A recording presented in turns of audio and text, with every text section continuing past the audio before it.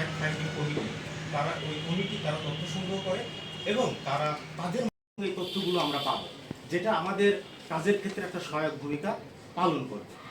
Rally করেছে, মানববন্ধন করেছে, এখানে তারা খেলাধুলো করেছে, তাদেরকে কুইজ প্রতিযোগিতা পরিসরে তাদের পরিমণ্ডলে কিভাবে মানবাধিকার সুরক্ষা করা যায় সেটা কিন্তু তারা আপনাদের একটা সহায়ক শক্তি হিসেবে বিভিন্ন তথ্য উপাত্ত দিয়ে তারা কিন্তু আমাদের কাছে তথ্য থাকে না, যার ফলে আমরা এই ফ্যাক্ট ফাইন্ডিং গুলো করতেও পারি না।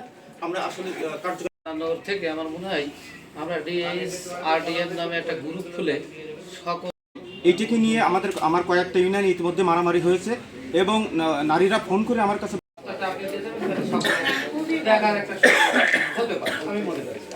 আইন কানুন জানি, লোকে জানে, তারপর যদি কেউ যদি মনে করেন সে যদি আইন লঙ্ঘন করে, বড় হোক রোল প্লে করছে, এই রোল প্লে গুলা যদি ওখানে দেওয়া থাকে গ্রুপে, তাদের পায়েলাপার বাড়ির পাশে যে বিয়েটা হচ্ছে, পায়েলাপা ওপেন হতে পারতেছে না, কিন্তু গোপন আমাকে তথ্যটা দিচ্ছে।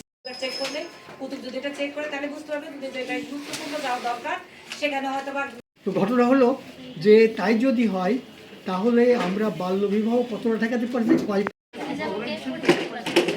বাল্যবিবাহ সমস্যাটা এটা দীর্ঘদিনের সমস্যা। যাদের শিখাইছে এখন নতুন করে আবার কিছু লোক আমাদের দলে আনার জন্য আমরা প্রয়াস।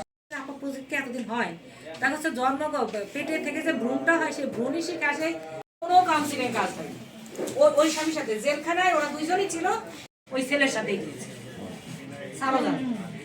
এবং ওকে আমার প্রতি আমার দৃষ্টিতে যেটা দেখছি সেটা হলো বহু বিবাহ নিয়েও কিন্তু মানুষ অনেক ইয়ে হচ্ছে, মানে কষ্টের মধ্যে আছে।